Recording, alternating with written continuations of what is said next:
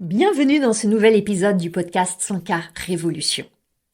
Dites-moi, est-ce que vous aussi vous trouvez que sur les réseaux sociaux, on est inondé d'histoires de succès fulgurants, de chiffres impressionnants, avec des photos bling bling, tout ça? Et quand on est confronté à ça, c'est assez facile de tomber dans le piège de la comparaison. De se demander, mais qu'est-ce qui cloche? Qu'est-ce qui cloche pour vous? Pourquoi c'est pas aussi flamboyant, aussi rapide, aussi facile? Et ce que je vois, c'est que ces histoires mirobolantes qui s'étalent un peu partout, elles introduisent un biais énorme par rapport à ce qu'est la réalité du parcours entrepreneurial. La réalité, c'est que c'est un chemin initiatique. Et vous qui êtes engagé sur ce chemin, vous le savez. Un chemin avec ses épreuves, avec son propre timing, qui demande souvent de la patience, de la persévérance. Seulement ça, c'est pas très sexy à montrer. Et moi, ce que je crois, ce que je vis, c'est qu'il est beau ce chemin tel qu'il est. Et c'est de ce chemin-là que j'ai la grande joie de vous parler avec mon invité dans le podcast aujourd'hui. Mon invité, c'est Emmanuelle Turquet. Emmanuelle, elle est entrepreneur depuis 2014 et elle a fondé une méthode d'accompagnement qui est à la fois très originale, extrêmement puissante, et je l'ai testée, et qui s'appelle la cuisine thérapie. Dans cet épisode, il y a plein de délices pour vous. Emmanuelle va vous partager comment elle a quitté un joli poste dans le groupe Engie après avoir vécu comme une fulgurance pour aller créer sa propre méthode d'accompagnement. Et c'est un sacré défi. Elle va aussi vous dévoiler la vérité toute crue, toute nue sur ses 3 premières années d'activité. Elle va vous révéler même ses chiffres. Elle nous parle de comment elle s'est battue avec le sentiment d'imposture qui a été très vif pour elle et comment elle l'a dépassé. Vous allez voir aussi ses petits secrets pour prendre soin d'elle dans son quotidien d'entrepreneur à succès qui est très intense. Puis à la fin, il y a 4 très beaux enseignements comme 4 mantras qu'Emmanuel vous offre pour réussir à allier réussite et bien-être. Je suis sûre que vous aurez autant de plaisir à écouter cette interview qui est vraiment riche en pépites que moi j'ai eu à l'enregistrer rien que pour vous. Alors peut-être qu'après avoir savouré ces gourmandises, vous aurez envie de partager ces délices en offrant une note au podcast, en le partageant sur vos réseaux sociaux. Je vous en remercie vraiment. Et maintenant, partons à la rencontre de cette femme entrepreneur rayonnante qu'est Emmanuelle Turquet.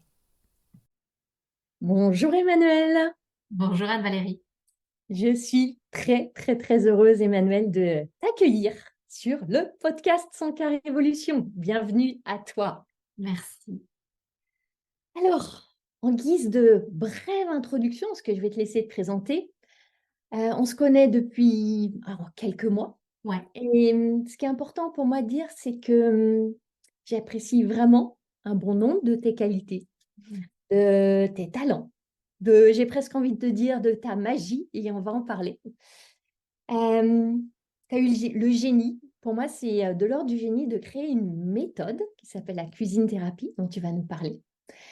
Et ce que j'ai vraiment envie, c'est que tu nous partages ton parcours d'entrepreneur, ses défis, ses joies, ses peines, comme on aime le dire, ce parcours initiatique, ce chemin. On parle beaucoup du chemin du héros, mais là, on est entre femmes, le chemin de l'héroïne que mhm. c'est que d'être entrepreneur.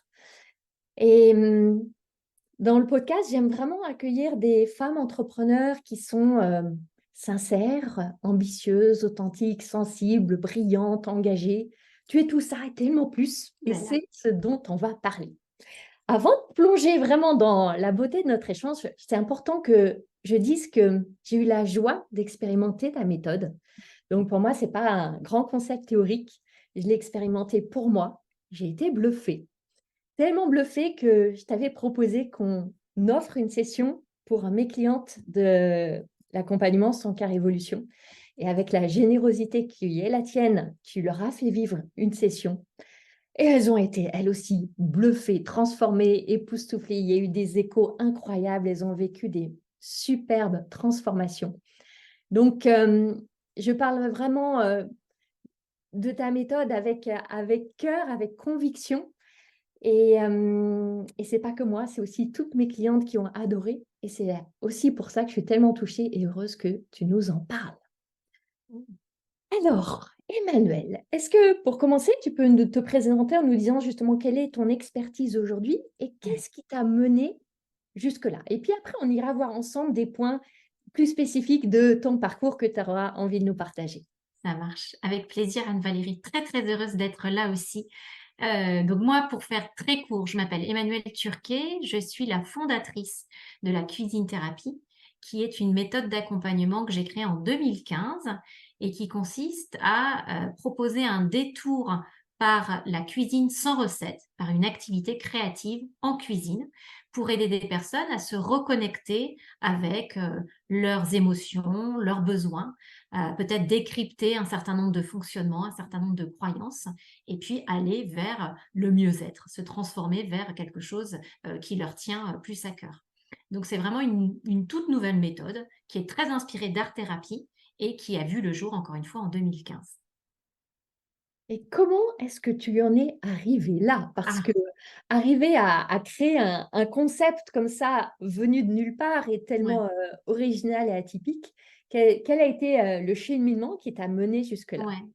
Alors, en fait, moi, il y a quelques années, avant la cuisine thérapie, donc avant 2013, quand je recevais à dîner, je m'y prenais des semaines à l'avance à compulser des livres de recettes, parce que je cuisinais tout le temps avec des recettes, pour retrouver le menu le plus équilibré, le plus savoureux, le plus waouh possible, parce que j'avais à cœur d'épater un peu mes invités. Et du coup, bah, c'était pas du tout spontané pour moi la cuisine. Il y avait quelque chose de très contraignant parce que je mettais le réveil à 6 heures du mat pour être fin prête le soir. J'étais très perfectionniste, fallait que tout soit parfait, qu'il n'y ait rien qui dépasse, etc. Un poil contrôlante, hein, parce que je voulais encore une fois tout faire moi-même et je refusais qu'on m'apporte de l'aide. Et puis encore une fois, pas du tout spontané parce que c'était quelque chose qui se préparait pas du tout à la dernière minute quand je recevais chez moi. Et puis un jour, je suis partie en Nouvelle-Zélande et j'ai pas pris mes recettes. Et du coup, là-bas, j'ai appris à cuisiner complètement différemment, en lâchant avec l'objectif de résultat, en lâchant avec le côté perfection, quelque chose qui soit vraiment nickel chrome, qui ait pas d'aléa, etc.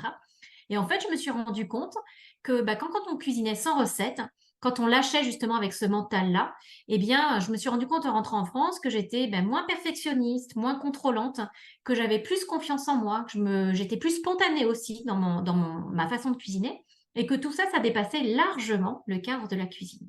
Et c'est comme ça que je me suis dit, mais en fait, quand tu cuisines sans recette, il peut y avoir des répercussions dans l'ensemble de ta vie, que ce soit ta vie perso, ta vie pro, tes amis, ta façon de voyager, etc.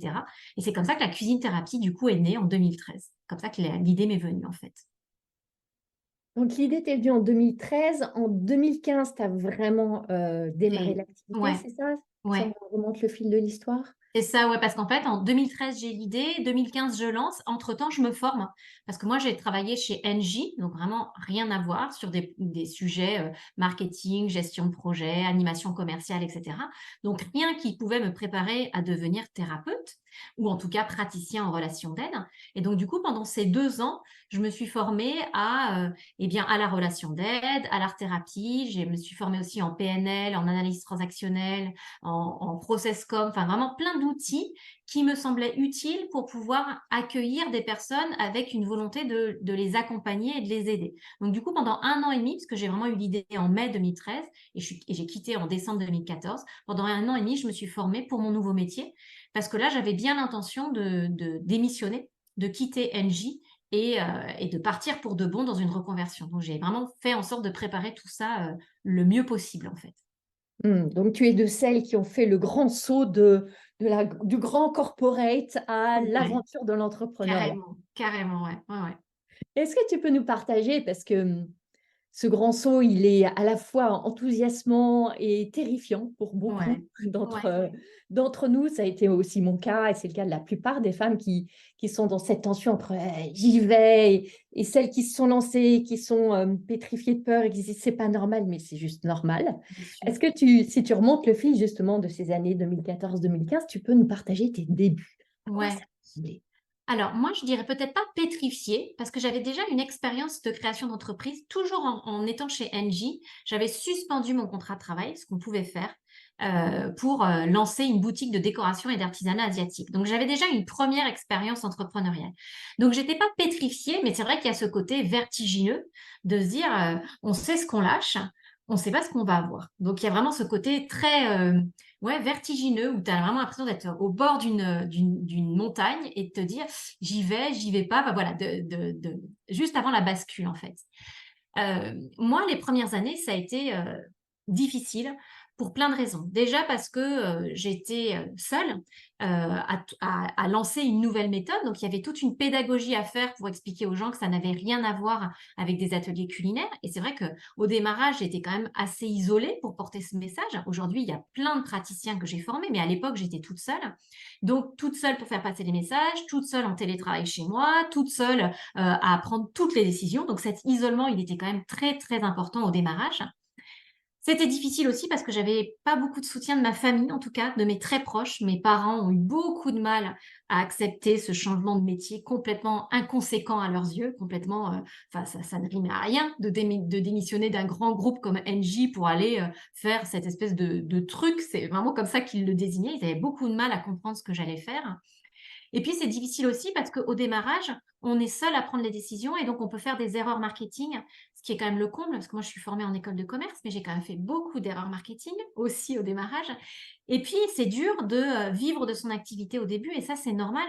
On ne le dit pas assez et pourtant, c'est même l'INSEE qui nous le dit. Il faut minimum 3 ans pour lancer son activité. Donc, c'est normal que ça prenne du temps avant qu'on se sente serein dans son activité. Et moi, j'ai pas échappé à la règle. Et qui plus est, avec un nouveau concept à expliquer, moi, j'ai bien mis effectivement 3 bonnes années avant de me dire, c'est bon, ça va aller, ça va le faire. Les résultats seront au rendez-vous. Les résultats financiers, en tout cas, seront au rendez-vous parce que les résultats au niveau de l'intérêt des clients, l'épanouissement que ça me procurait, ils étaient là depuis le début. Mais la concrétisation, la matérialisation dans un chiffre d'affaires, ça a vraiment mis effectivement ces 3 années pour arriver. Et puis peut-être encore une difficulté supplémentaire, c'est ce que beaucoup d'entrepreneurs connaissent, c'est le syndrome de l'imposteur. Et je sais que toi, tu en parles beaucoup avec ta communauté, Anne-Valérie. C'est cette sensation de ne pas être assez, en fait, de ne pas être la bonne personne pour, de manquer de compétences. Moi, j'avais souvent l'impression que l'idée de la cuisine thérapie était génialissime, mais que le costume était trop grand pour moi, par exemple. Donc voilà, donc c'est un ensemble de choses qui ont fait que c'était pas facile au démarrage et que ça nécessite de travailler sur soi. Et c'est pour ça que je te rejoins à 3000% quand tu parles de cheminement initiatique, bien sûr. Alors, merci Emmanuel d'abonder dans mon sens, Ouais, de lever le voile, d'être transparente, de dire la vérité sur le fait que les réussites du jour au lendemain, en une nuit, en 6 mois, je dis pas que ça n'existe pas, mais c'est exceptionnel. bien sûr. Et il y a quelque chose de très faux dans ce qu'on voit sur les réseaux sociaux d'entrepreneurs qui étalent des succès réels ou pas, je n'en sais rien, et c'est pas le sujet, mais qui donnent cette illusion que ça doit aller très vite et que les dizaines, les centaines de milliers d'euros peuvent arriver en téléchargeant un message et en Ouais, étant, quand les planètes sont bien alignées, que les anges viennent se présenter et que ouais, en un an, on va faire 1 million. Non, en fait. La ouais. vérité, c'est que il y a du travail, c'est un beau travail, on le choisit, on l'aime, on le fait avec dévotion, avec cœur. Mais c'est du travail, c'est du temps, c'est de l'énergie, c'est des ressources, c'est un vrai engagement. Et Exactement.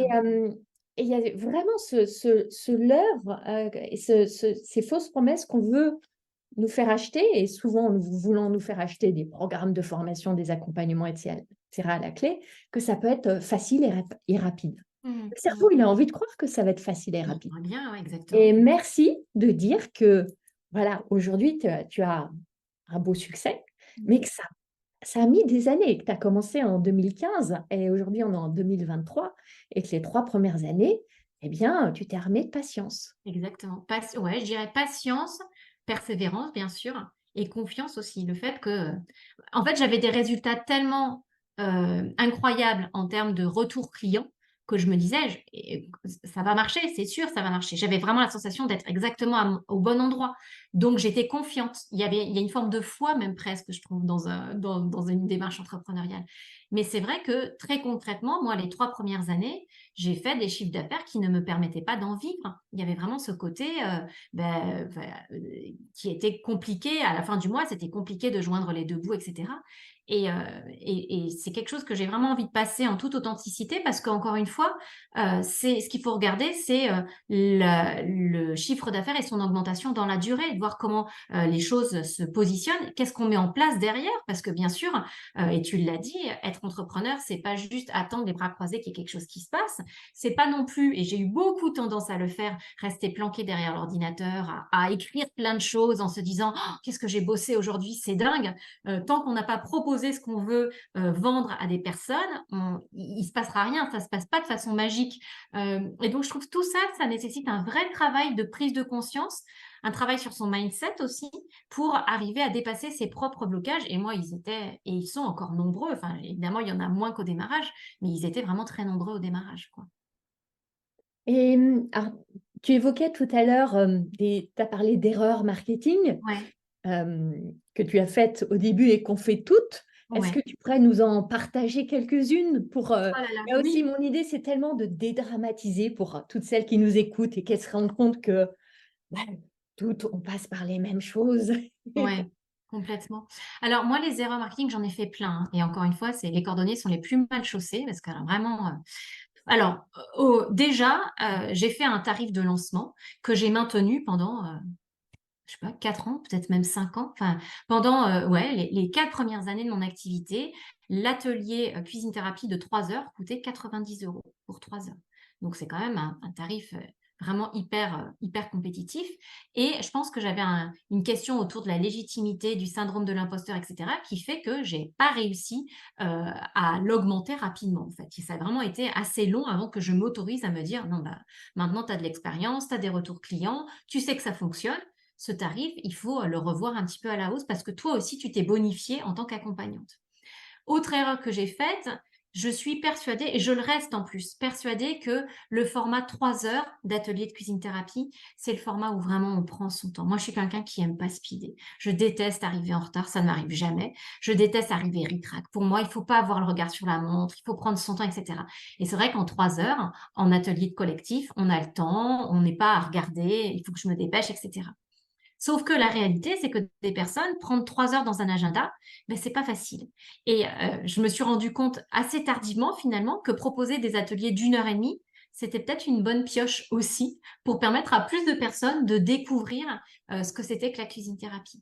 Et puis pareil, j'ai mis longtemps aussi à proposer des parcours d'ateliers. En fait, je proposais des ateliers en one shot sans me dire que ben, peut-être qu'il y avait quelque chose à construire autour d'un parcours d'atelier pour que les personnes se sentent prises par la main et accompagnées sur 3, 4 séances, tu vois, plutôt que juste de leur proposer un truc où je leur délivre le maximum de valeur et après, ben, la suite est pas anticipée. Donc ça, je t'en cite 3, mais il y en aurait vraiment plein où j'ai fait des erreurs et je pense que c'était des erreurs que jamais je n'aurais faites si ça n'avait pas été mon bébé, en fait, la cuisine thérapie. Parce que objectivement, j'en étais consciente, je pense.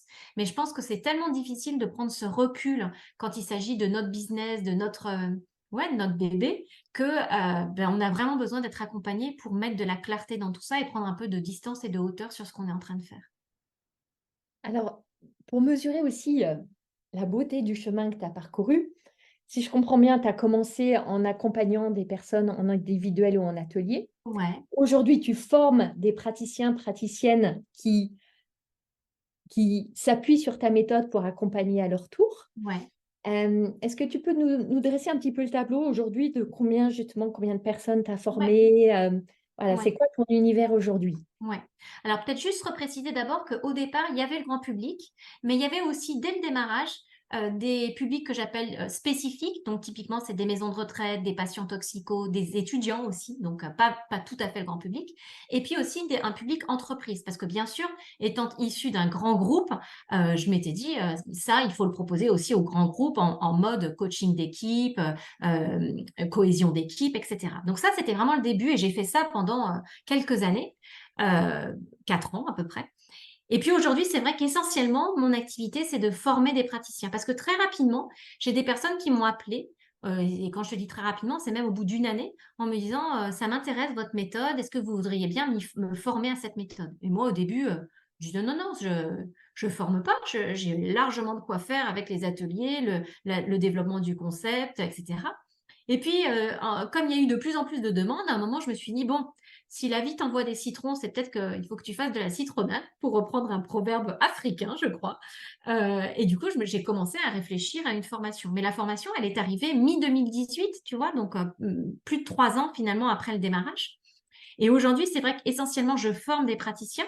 Alors, dans ces praticiens, c'est aussi bien des personnes qui sont déjà dans la relation d'aide, des diététiciens, des sophrologues, des naturopathes, des infirmières, etc., qui veulent ajouter une corde de plus à leur arc, finalement, que l'autre moitié des personnes, c'est des personnes en reconversion totale, qui faisaient un métier complètement autre avant, ou qui étaient femmes au foyer, et qui, à l'issue d'un burn-out, à l'issue d'un changement de vie, se disent, mais en fait, j'ai envie d'avoir mon activité moi aussi et font le choix de la cuisine thérapie.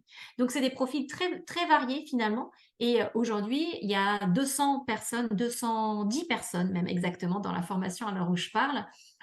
Plus de 90 ont déjà terminé la formation, mais l'autre grosse moitié est encore en train de se former. Et j'ai aujourd'hui une équipe, notamment une équipe pédagogique, qui m'aide sur toute la partie formation des nouveaux praticiens. Hmm. Merci. Je pense que c'était important, en effet, qu'on Oui, voit les deux extrémités du spectre depuis oui, tes débuts, tes balbutiements et où tu es arrivé aujourd'hui. Donc, tu partageais que les 3 premières années, eh bien, en gros, l'activité ne permettait pas de gagner ouais, suffisamment d'argent pour en vivre, en tout cas confortablement. ouais, Qu'est-ce qui a permis, selon toi, que justement que tu arrives à passer ce, ce niveau, ce cliquet où ouais. voilà, ça y est, l'activité génère assez de revenus d'une manière relativement récurrente, même si on sait en tant qu'entrepreneur que la récurrence aussi, c'est un mythe et qu'on est toujours soumise à des oscillations et des variations. Ouais. Voilà, qu'est-ce qui a permis pour toi d'atteindre ce niveau que tant d'entrepreneurs souhaitent atteindre, où on est là, où on se dit, bon, voilà, ça y est, je me sens en sécurité quelque part. Ouais. Alors moi, je dirais qu'il y a plusieurs choses. Déjà, il y a eu la notoriété de la cuisine thérapie qui s'est consolidée. De fait, au début, cuisine quoi? Qu'est-ce que c'est que ça? Et en plus, pour compliquer le truc, ma marque n'était pas cuisine thérapie au démarrage. Donc, il fallait encore plus que j'explique, etc. Donc, il y a eu tout ce travail de consolidation de la notoriété que j'ai fait grâce à des relations presse, que j'ai fait grâce à l'écriture de 2 livres aux éditions Jouvence. Voilà, tout ça qui a fait que la mayonnaise commençait un peu à prendre dans les 3 premières années de la cuisine thérapie. Après, il y a eu aussi un truc qui est assez fondamental, c'est le bouche à oreille, qui se met pas en place comme ça, hein. Le bouche à oreille, c'est des gens qui ont vécu quelque chose de chouette avec toi et ont envie d'en parler à d'autres personnes. Et ça, nécessairement, enfin, ça se dit, c'est évident, j'enfonce un peu une porte ouverte, mais ça prend du temps, ça se fait pas comme une traînée de poudre, c'est vraiment quelque chose qui s'installe dans la durée. Et puis après, je pense que vraiment, ce qui a aussi permis à la cuisine thérapie de se consolider et de me sécuriser, du coup, c'est tout le travail que j'ai fait au-delà de la communication sur moi-même, pour me faire accompagner, pour dépasser mon syndrome de l'imposteur, parce que je pense qu'il m'a beaucoup retenue les premières années. Il m'a empêché de faire des choses sous prétexte que je n'étais ni chef, ni diététicienne, ni coach. Et du coup, je me disais, bah oui, mais quelle est ma légitimité pour aller faire ça? Donc, aller travailler sur ce syndrome de l'importance, de l'imposteur, aller travailler sur l'importance aussi des croyances par rapport à l'argent. Moi, il y a un mot que j'ai longtemps trouvé sale, c'est le mot ambition, que j'ai longtemps eu du mal à associer avec moi, parce que pour moi, l'ambition, c'était les dents qui rayent le parquet, des gens qui sont prêts à vendre père et mère pour y arriver, etc., ce qui était exactement à l'opposé de qui je suis. Donc tout ce travail-là, pour aller travailler encore une fois des croyances limitantes, le syndrome de l'imposteur, bah, tout ça, ça prend du temps. Et je pense que c'est ce travail-là, tu vois, typiquement, j'ai commencé à me faire accompagner par un coach privé, enfin individuel, en 2018. Donc, tu vois, 2015, 2016, 2017, et ça y est, je sens qu'il y a des choses qui sont, voilà, qui sont à mettre au travail. Et donc, je pense que c'est tout ce travail-là, en plus des communications sur la cuisine thérapie et des retours clients qui progressivement portent ses fruits au bout de la 3e année. Mais la troisième année, c'était encore, moi, je suis tout à fait à l'aise pour donner les chiffres, si ça peut Mhm. intéresser ta Oui, communauté. volontiers, merci.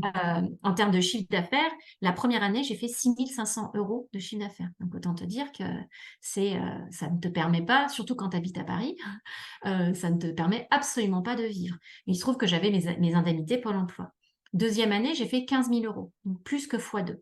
Donc, ça, c'est encore insuffisant à Paris, en tout cas, quand tu es locataire, mais ça commence déjà à ressembler à quelque chose d'un petit peu plus conséquent.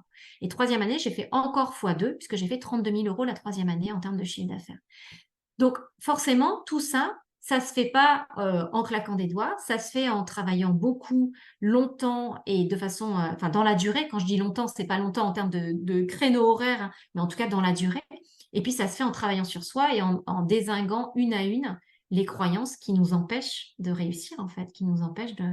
Ouais, j'ai eu longtemps l'image, je le disais tout à l'heure, d'un costume qui est trop grand pour moi. Et je me souviens très bien aussi avec le coach en 2018, il m'avait fait travailler avec du photolangage, donc le langage métaphorique. J'avais choisi une photo, enfin une image plutôt, d'un cheval hyper massif, vraiment un étalon. On sentait qu'il était bien campé sur ses quatre pattes, etc., avec une toute petite personne dessus. Et évidemment, je me suis associée à cette toute petite personne et du coup, c'est venu alimenter mon côté. Mais de toute façon, ce cheval, il est vraiment hyper massif. Limite, il me fait un peu peur. Je sens bien qu'il va être dur à canaliser, dur à contrôler, etc. Enfin bref. Et en lui racontant ça, je me dis, mais t'es cavalière, non? J'ai monté à cheval de 9 à 18 ans et de 25 à 28 ans, donc ça devrait aller quand même. Ce cheval, je devrais quand même réussir à lui faire à peu près ce que j'ai envie de faire, tu vois. C'est pas comme si c'était la première fois que j'enfourchais un canasson. Et du coup, cette prise de conscience-là, en juillet 2018, je m'en souviens très bien, je pense qu'elle m'a permis aussi de passer un cap. Donc, c'est un ensemble de choses, mais c'est beaucoup aussi l'accompagnement, le fait de travailler sur soi. Mais ça, j'imagine que c'est des choses que tu dis à ta communauté et que tu fais travailler à ta communauté. Que je dis, que je prêche, que je prône et que je vis. Et tout comme toi, hein, j'ai commencé vraiment à m'asseoir dans ma posture d'entrepreneur et à créer des résultats différents quand j'ai commencé à être accompagnée aussi. Ouais, Et c'est vraiment à être accompagnée et à côtoyer d'autres entrepreneurs complètement. qui Ouais, m'inspirent, qui m'élèvent, qui me soutiennent, qui me mettent des coups de pied aux fesses, etc. complètement. Ouais. Et alors, tu as évoqué l'argent. Ouais. Euh, c'est un vaste sujet. C'est un sujet souvent tellement épineux, Ouais. sensible, gratouilleux pour les entrepreneurs et en particulier les femmes. Ouais. On a un lourd héritage, la Ouais. plupart d'entre nous, femmes, autour de l'argent et de notre relation avec l'argent. Et je sais que chez beaucoup des entrepreneurs que j'accompagne, c'est un frein majeur qui se traduit Ouais. dans plein de choses, la difficulté à fixer ses prix, à annoncer ses prix, à vendre, à recevoir de l'argent, à redonner de l'argent. C'est tout une grosse pelote. Ouais. Est-ce que tu peux partager un petit peu comment toi, ta relation avec l'argent a évolué et comment ça s'est traduit en fait dans ton business? Ouais. Alors, moi, la relation à l'argent, c'était aussi très compliqué parce que je suis issue d'une famille où l'argent, ça se mérite, ça s'économise, faut faire attention, faut vraiment. Je suis pas du tout dispendieuse dans ma façon de consommer depuis toujours. Donc, forcément, l'argent, ça a été une problématique. Ce qui m'a aidée, c'est vraiment le jour où j'ai compris que l'argent, c'était un reflet de ma valeur, que c'était pas un reflet du temps que j'allais passer avec quelqu'un, mais que c'était un reflet de la transformation ou des petites marches que j'allais lui permettre de franchir. Et ça, ce jour-là, j'ai vraiment compris que il fallait le décorréler finalement de ce que faisaient peut-être d'autres personnes, parce qu'on a souvent tendance à se benchmarker, à regarder un petit peu ce que font les autres, et c'est intelligent. Je dis pas qu'il faut pas le faire, parce que ça donne quelques billes pour essayer de comprendre comment les autres se positionnent, etc. Mais malgré tout, ce qui fait la valeur de ce qu'on offre en tant que, en tout cas, quand on est dans la relation d'aide, ce que tu es et ce que je suis, c'est vraiment comment la personne, ça l'aide à franchir un cap. Et ça, ce changement de mindset, l'argent, c'est pas corrélé à du temps, mais c'est corrélé à la valeur que j'apporte à l'autre. Ça a été vraiment un truc qui a été un game changer dans mon business. Et après, c'est vraiment progressivement. Je pense qu'il faut vraiment s'écouter aussi, ce qui peut paraître antinomique avec ce que je viens de dire au début. Mais je pense qu'il faut pas trop se violer quand même. Faut y aller par petites étapes, se dire que les choses sont pas gravées dans le marbre, qu'on peut démarrer à un tarif et quelques mois après en avoir un deuxième, et puis quelques mois encore après en avoir un troisième. Donc s'autoriser à y aller progressivement, et puis se dire que c'est vraiment le fait qu'on se sente à l'aise et aligné avec l'argent, à l'aise pour annoncer ses tarifs. Ça, c'est un test énorme, hein. Si tu as du mal à annoncer tes tarifs, que tu regardes tes chaussures et que vraiment tu n'es plus en contact direct avec la personne, c'est que manifestement, c'est pas le bon tarif.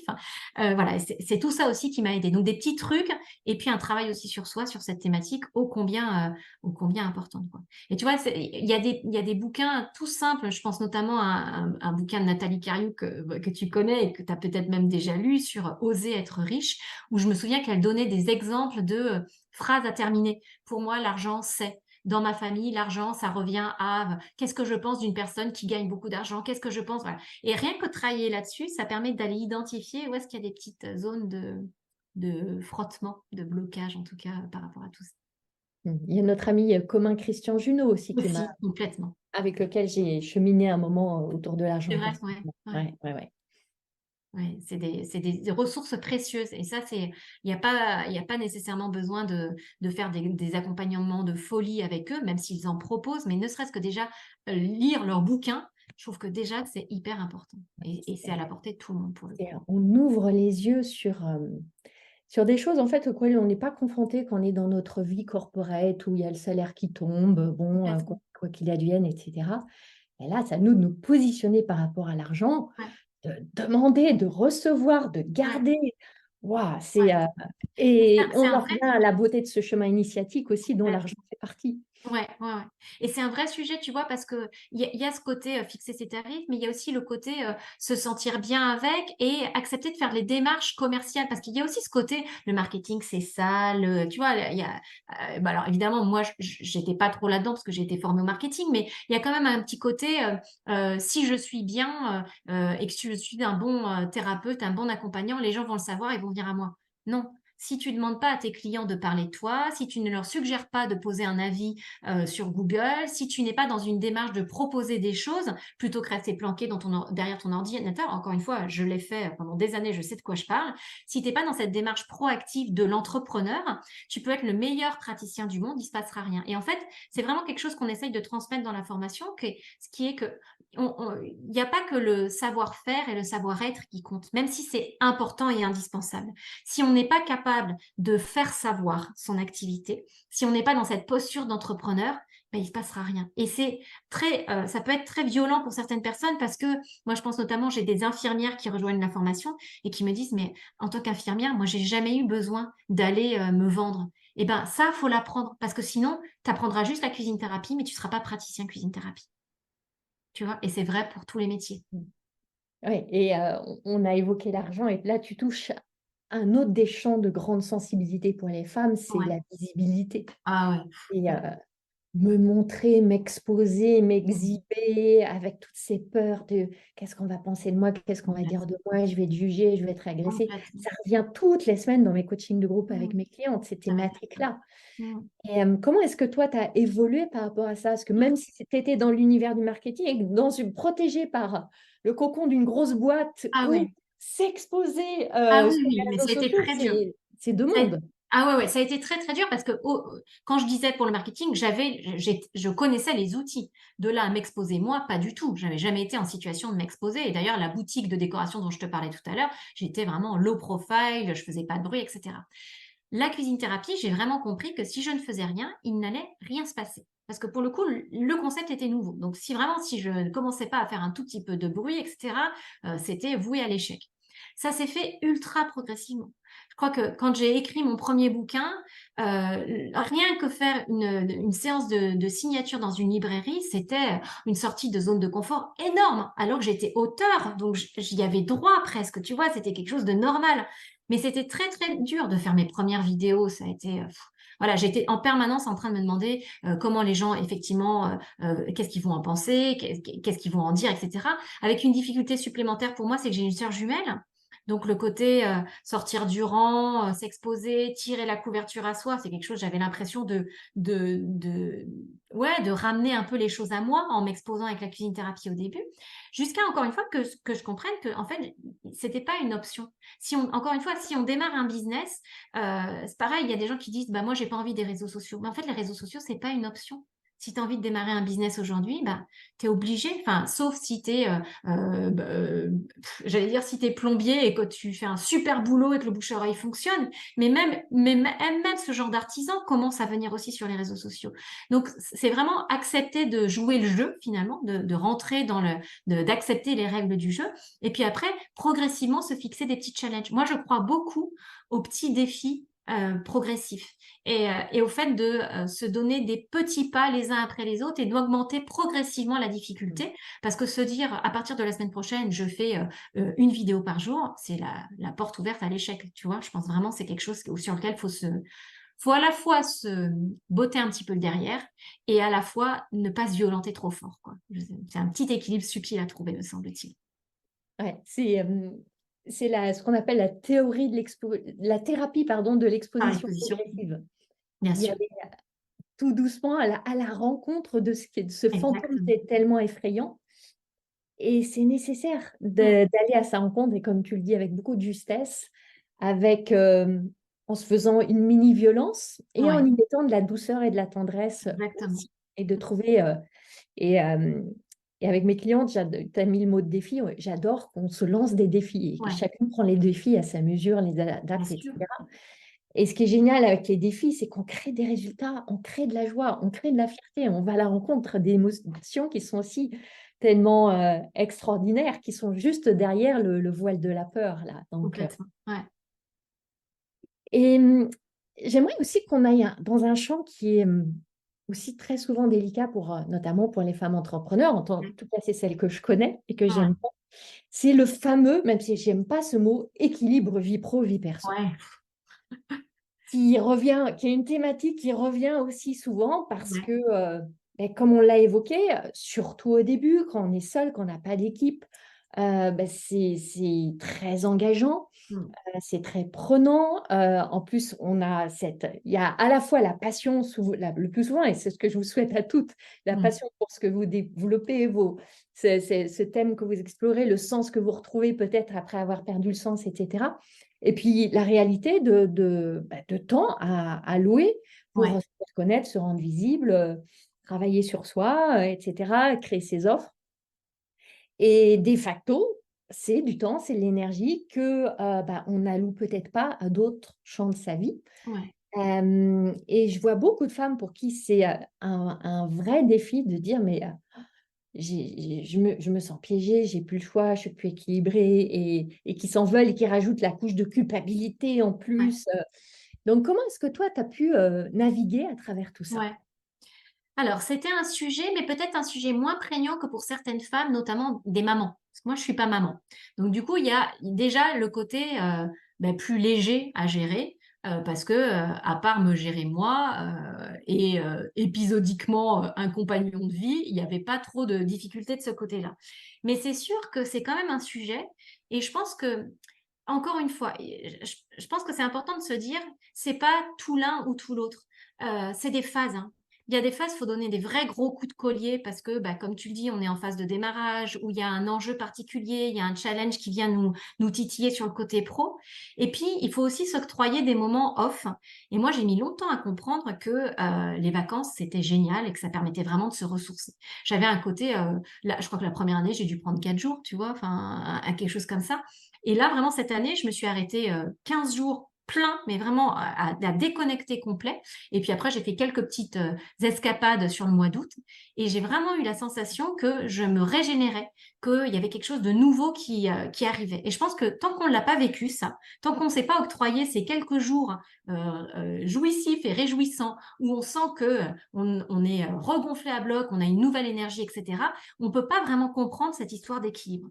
Parce que j'ai la sensation que l'équilibre, on nous en rabâche un peu les oreilles, mais tant qu'on n'a pas fait soi-même l'expérience de ouais, OK, là je me sens alignée parce que je suis capable de donner un grand coup de collier quand il faut et je suis capable de faire l'école buissonnière un vendredi après-midi ou même un mercredi matin parce que j'ai envie d'aller au ciné. Tant qu'on n'a pas expérimenté ça, mais on n'a pas encore trouvé toutes les clés. Et moi, j'invite vraiment les gens enfin, les entrepreneurs, femmes, à essayer. Euh, et encore une fois, à se fixer des petits défis. Je sais, toi, que tu as eu le défi il n'y a pas très longtemps de te mettre dans une grotte. Et je pense qu'on devrait tous, à notre niveau, en fonction de ce qui est important pour nous, se fixer des petits défis et réussir à les respecter parce que ça permet de remettre un peu les compteurs et les priorités au bon endroit et les compteurs à zéro par rapport à tout ça. Et, c'est quand on y pense, c'est assez drôle de se dire que ça devient un défi que de prendre du temps pour soi, en fait. C'est dingue. Ouais, C'est quand même assez fascinant de voir où on en arrive. ouais. Et moi, c'est mon expérience, hein, et on en a parlé en off, Emmanuel. Mon expérience, c'est qu'aujourd'hui, c'est plus, entre guillemets, difficile pour moi de travailler que de ne pas travailler. Hmm. Pour plein de raisons. Il y a des raisons qui sont un pur amour pour mon travail, mes clientes, etc. Et puis, Attends, tu veux dire, je te coupe, c'est plus difficile de ne pas travailler. de ne pas travailler. J'ai dit Il me l'inverse? semble que tu as dit l'inverse, il me semble. Ah, Ouais. mais merci de corriger. Voilà. C'est plus difficile de ne pas travailler et c'est plus facile de travailler. Ouais. Euh, et je peux l'expliquer par tout un tas de raisons. Mais d'où là, en effet, j'ai pris 8 jours de repli, de retraite, de déconnexion dans ma grotte. Et je m'en suis fait un défi Ouais. pour Dingue. réussir à le tenir et honorer mon engagement vis-à-vis de moi-même. Ouais. Et je vois beaucoup d'entrepreneurs qui sont comme ça, hein. C'est sûr. Mais je pense qu'il y a aussi c'est très français aussi peut-être, tu vois, le côté il faut bosser, bosser, bosser, répondre aux mails à pas d'heure, etc. pour se sentir exister. Et en fait, je pense qu'il y a une question, moi, qui est assez lancinante parce que c'est une vraie question sur laquelle je suis pas sûre d'avoir aujourd'hui toutes les réponses, mais c'est sans doute mon travail des mois à venir. C'est qui es-tu quand tu ne travailles pas? Tu vois? Et je trouve que bah, se mettre cette petite question à l'agenda et se dire, on va pas y répondre comme ça. Moi, je vais me donner quelques mois là pour répondre à cette question. Qui je suis quand je ne travaille pas? Question ô combien stratégique et intéressante. Et une question qui va vraiment permettre voilà, de me repositionner sans doute sur certains sujets et d'en mettre d'autres un petit peu plus d'actualité. Parce que je pense que cet équilibre, enfin, c'est en toute chose de toute façon. Si on n'est que noir, ou que blanc, ça peut pas fonctionner. Il faut qu'on soit noir et blanc et qu'on alterne entre ces temps de travail et ces temps de repos, entre ces temps d'inspiration et ces temps d'expiration. Enfin, la nature nous offre ça, donc il suffit de se caler sur ce rythme-là finalement. Hmm. Ça a été pour moi aussi tout un apprentissage que d'aller explorer la beauté de la palette des gris, là, Ouais. Ouais. cette beauté des gris. Et par moments d'aller vraiment dans la radicalité de je pars dans ma grotte et j'en ai besoin. Et Ouais. autrement, voilà, comme tu disais, de faire l'école buissonnière, de me dire, Ouais.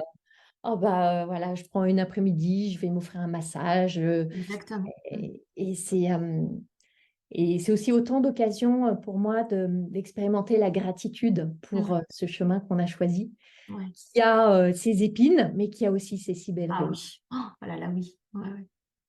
Mm. Et puisqu'on est dans le champ de la gratitude, qui est une émotion que j'aime beaucoup, si tu revois ton parcours, Ouais. pourquoi est-ce que tu peux ressentir de la gratitude au gré de ce Mm. parcours-là? Tellement de choses.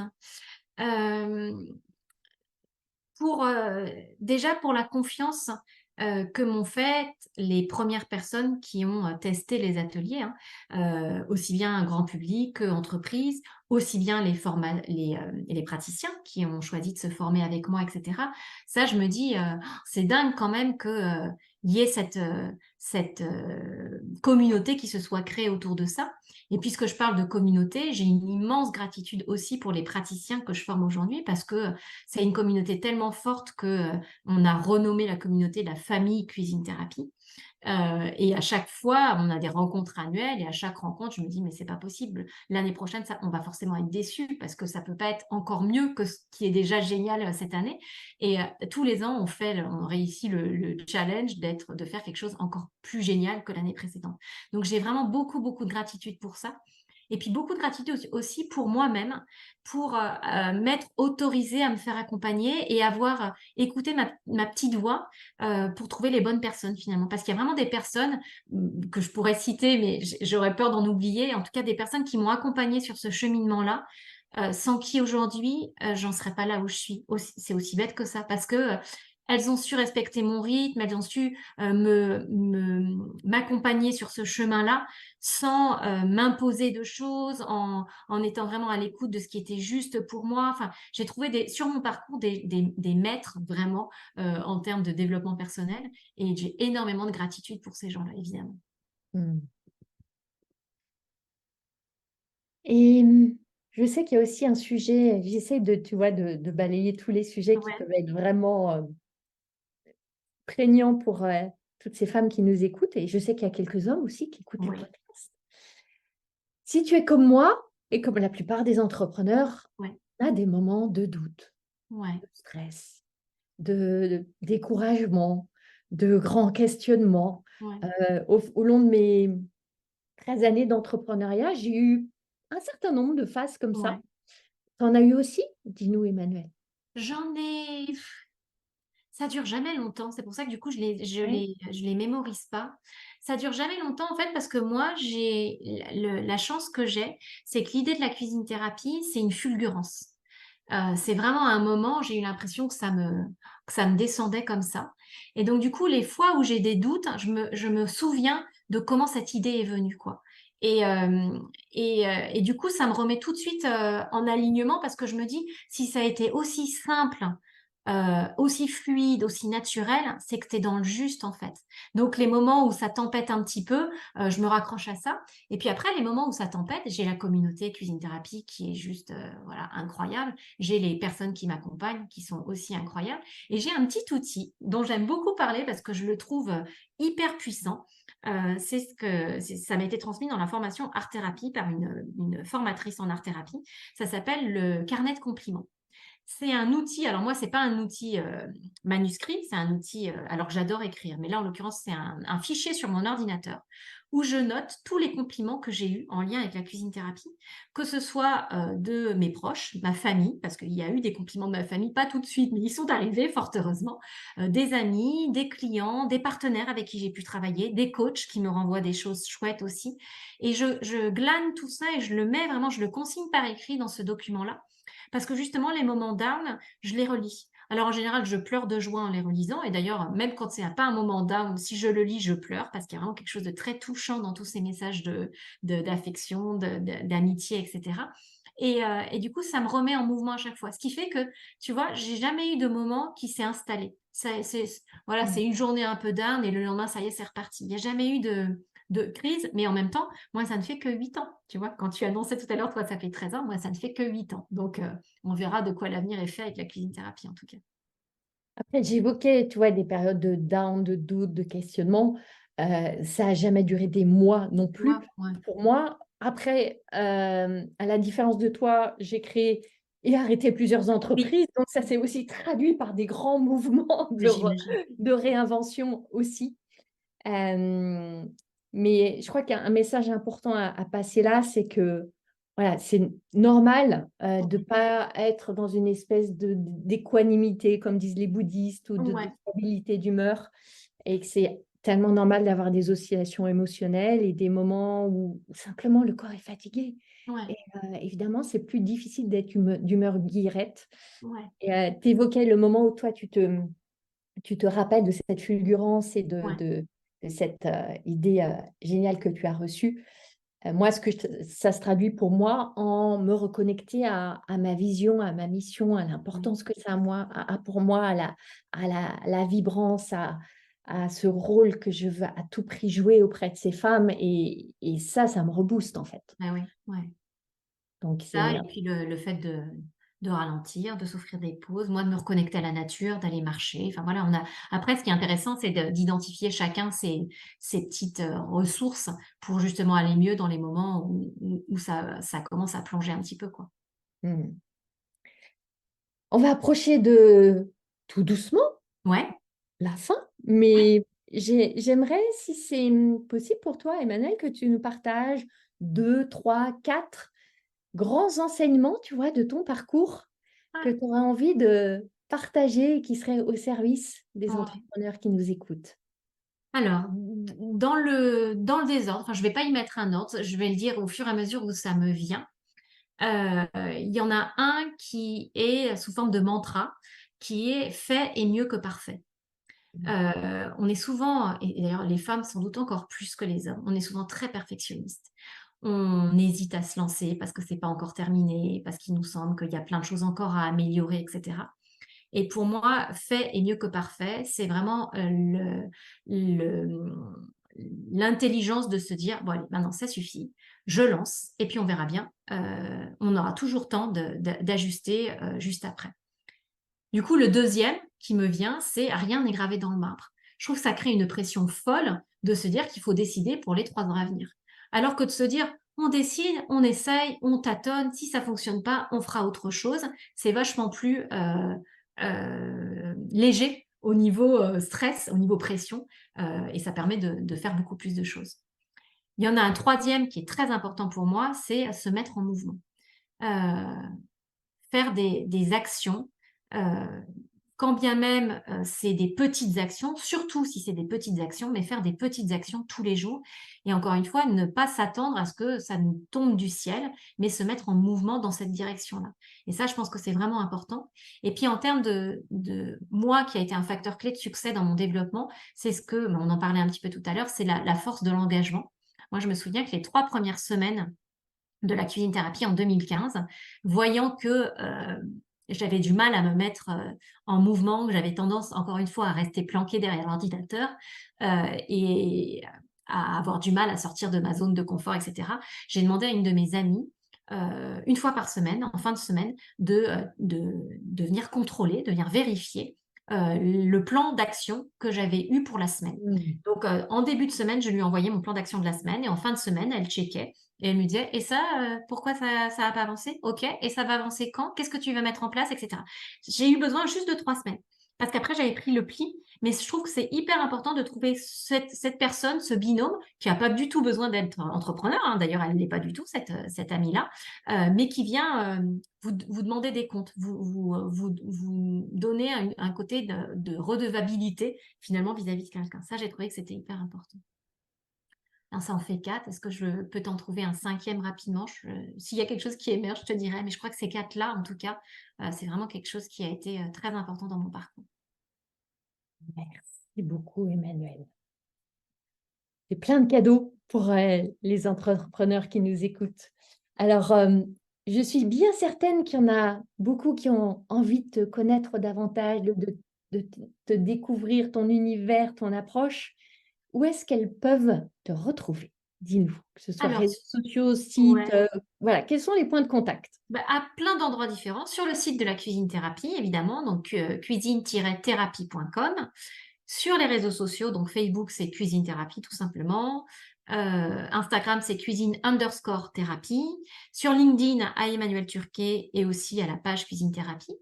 Et puis après, si c'est des personnes qui sont en questionnement par rapport à comment ça se passe une reconversion, qu'est-ce qu'on peut espérer en termes de chiffres les 3 premières années et quelles sont les erreurs à ne pas faire. Donc, peut-être aller un petit peu plus loin que ce que j'ai pu brosser dans ce podcast-là. J'ai